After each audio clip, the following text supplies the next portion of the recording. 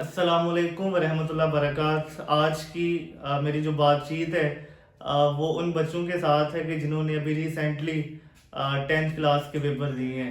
Matric से free होने वाले बच्चे अक्सर कन्फ्यूजन का शिकार रहते हैं कि आगे वो किन सब्जेक्ट्स को रखें, किस फील्ड में जाएं। तो मैंने सोचा कि आज क्यों ना एक ऐसी वीडियो बनाई जाए कि जिसमें बच्चों को आगे उनकी फील्ड्स के बारे में जो है वो रहनुमाई की जाए। अब हमारे पास हम जैसे ही मैट्रिक कर लेते हैं उसमें आगे फिर मल्टीपल डिपार्टमेंट्स हमारे पास जो है वो ओपन हो जाते हैं। आप जानते हैं कि मैट्रिक में फिजिक्स, केमिस्ट्री और बायोलॉजी के सब्जेक्ट्स होते हैं और मैथ्स का सब्जेक्ट भी होता है, यानी साइंस के सब्जेक्ट सारे ही होते हैं। और यहाँ से ही बच्चे को आइडिया हो जाता है कि वो किस बुक में जो है वो उसकी कमांड है। कुछ बच्चे मैथ्स में बड़े अच्छे होते हैं, कुछ बच्चे बायोलॉजी में बड़े अच्छे अच्छे होते हैं। बेसिकली हमारे यहाँ पे पेयर बनाया जाता है फिजिक्स और मैथ्स का और बायो एंड केमिस्ट्री का। वो बच्चे कि जिनका मैथ में इंटरेस्ट ज़्यादा है या मैथ में वो समझते हैं कि उनकी कमांड है, तो वो फिर आगे एफएससी प्री इंजीनियरिंग को जो है वो चूज़ करें। इसके बाद फिर आगे वो एफएससी करेंगे, उसके बाद आगे वो किसी भी अच्छी यूनिवर्सिटी में उनका इंजीनियरिंग में जो एडमिशन है वो हो सकता है। इसी तरह वो बच्चे के जो ये समझते हैं कि उनकी बायोलॉजी में बड़ी अच्छी कमांड है, तो वो एफएससी मेडिकल करें।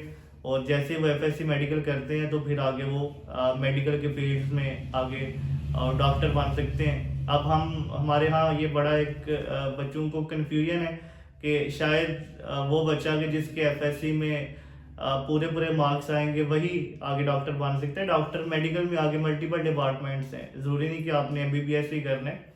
आप इसमें बी फार्मेसी में जा सकते हैं, डी फार्मेसी में जा सकते हैं। इसके अलावा मल्टीपल डिपार्टमेंट्स हैं, लाइक ओटी है जिसे ऑपरेशन थिएटर का नाम दिया जाता है, नर्सिंग है, आप लोग इसमें जा सकते हैं।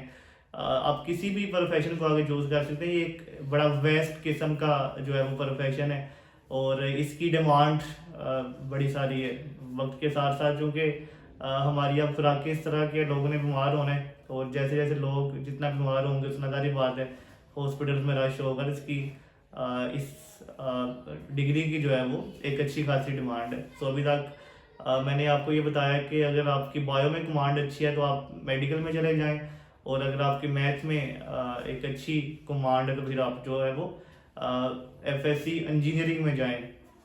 और फिर उसके लिए आप इंतज़ार ना करें कि आपका रिजल्ट आएगा। तो आप इसमें मल्टीपल कॉलेजेस ने, जो बड़े बड़े कॉलेजेस हैं, उन्होंने प्री मेडिकल्स की या प्री इंजीनियरिंग की क्लासेस शुरू कर दी हैं, तो आप उसमें जाकर एडमिशन ले सकते हैं। बल्कि मैं देख रहा था जो बड़ी हमारे पास ब्रांचेज हैं, लाइक पंजाब कॉलेज है, एस्पायर है, किप्स कॉलेज है, इन्होंने ऑफर्स भी दी हुई हैं कि जो बच्चा हमारे यहाँ ये जो प्री मेडिकल्स या प्री इंजीनियरिंग की क्लासेस हैं ये ज्वाइन करता है तो हम ये इनको फ्री करवाएंगे। उसके साथ साथ हम कंप्यूटर कोर्स भी करवाएंगे, उसके साथ साथ हम प्रैक्टिकल 10th की इस दफ़ा गवर्नमेंट ऑफ पंजाब ने जो है वो अनाउंस किया कि आप प्रैक्टिकल आप जो है वो आपको तैयारी करनी होगी। बनी बनाई जो कापीज़ हमें दी जाती हैं वो इस दफ़ा नहीं चलेंगी, तो वो आपके लिए एक अच्छा जो है वो बेनिफिट रहेगा कि आप किसी अच्छे इंस्टीट्यूट को ज्वाइन करें और बजाय कि अपना टाइम वेस्ट करें, आप जो है वो तब तक जैसे ही आप ये 2.5-3 मंथ इसमें आपने तकरीबन 40% सिलेबस वैसे कवर कर लेना होता है,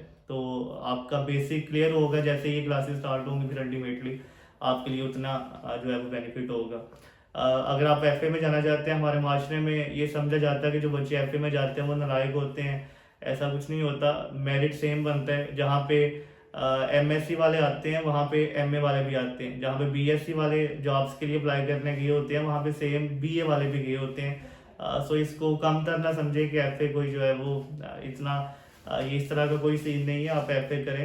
अक्सर मुझसे बच्चे पूछते हैं कि सर किस चीज़ का स्कोप है, तो मैं अक्सर कहता हूँ कि स्कोप डिग्री का नहीं होता, स्कोप बंदे का होता है। अगर आप में वाकई टैलेंट है तो टैलेंट एक ऐसी चीज़ है, ये रास्ता जिस तरह पानी खुद रास्ता बना लेता है, इसी तरह जो टैलेंट है वो भी खुद रास्ता बना लेता है। तो आप किसी डिग्री को करें, चाहे आप बीए ही करें, लेकिन इतना शानदार बीए आपका हो कि आपकी डिमांड हो।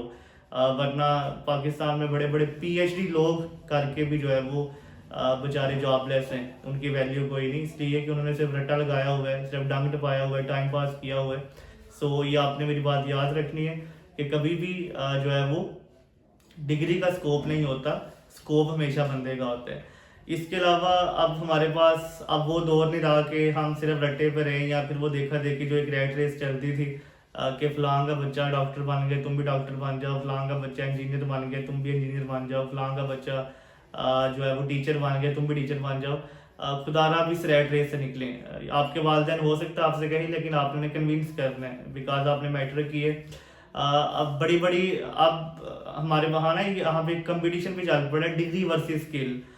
तो मेरे हिसाब से जो स्किल है अब उसकी डिमांड है, डिग्री की तो वैल्यू एक हद तक है, लेकिन जो स्किल्स है बड़े बड़े ऐसी हमने स्टोरीज देखी हैं कि बच्चे 3-3 मंथ का कोई कोर्स करते हैं आईटी में और वो लाख रुपया कमा रहे हैं। हालांकि एमएससी किए हुए बंदे नहीं, एमफिल किया हुआ बंदा आज भी 50,000 60,000 पे लगा हुआ है। तो स्किल्स की डिमांड है, इसलिए आप स्किल्स की तरफ जो है वो तवज्जो दें। अब आर्टिफिशियल इंटेलिजेंस एआई का दौर है, बड़े बड़े अच्छे इदारे हैं जो कोर्सेज करवा रहे हैं। अमेजोन करें, ग्राफिक डिज़ाइनिंग करें, इसमें जो है वो अगर हम लाहौर की बात करें तो बड़े बड़े अच्छे इंस्टीट्यूट हैं हमारे पास।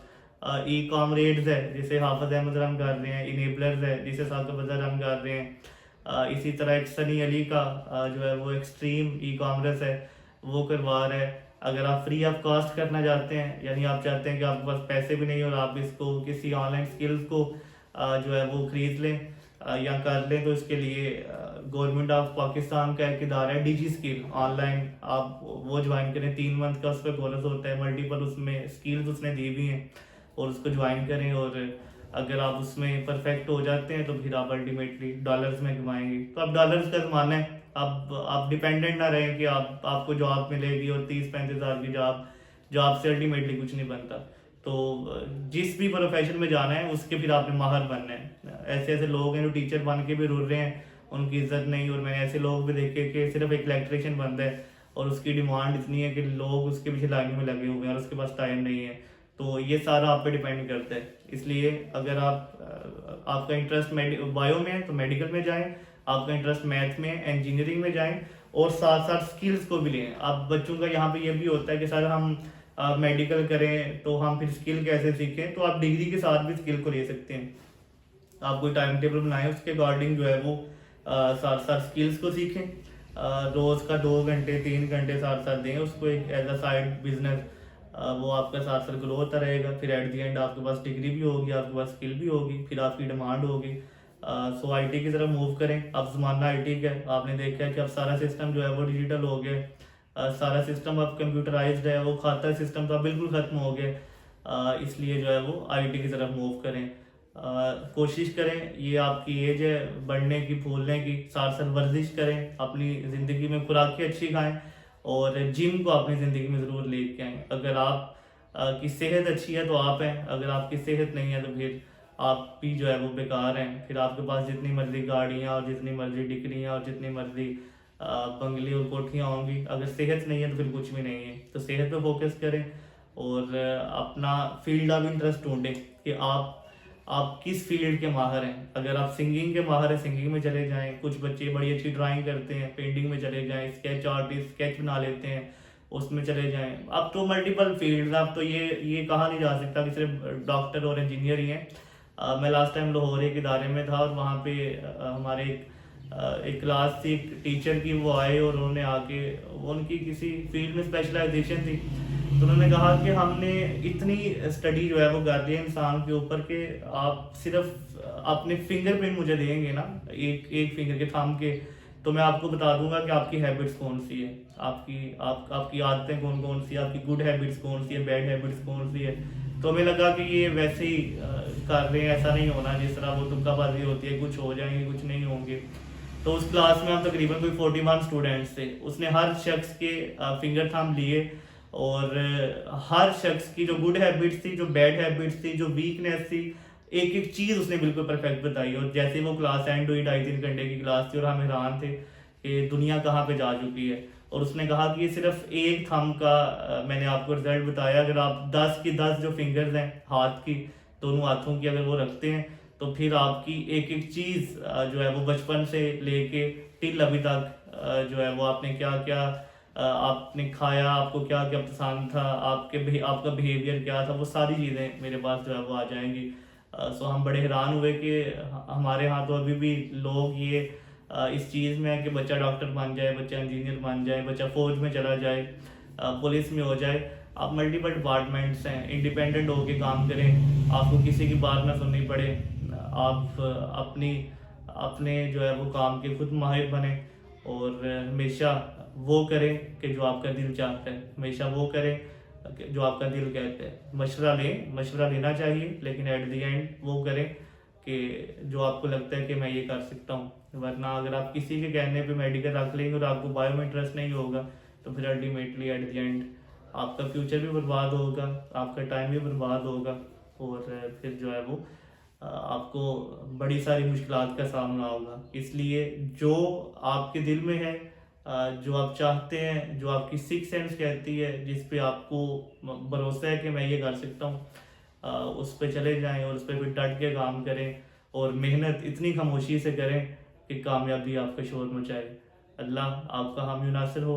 अपना बहुत ख्याल रखिएगा। बहुत बहुत शुक्रिया।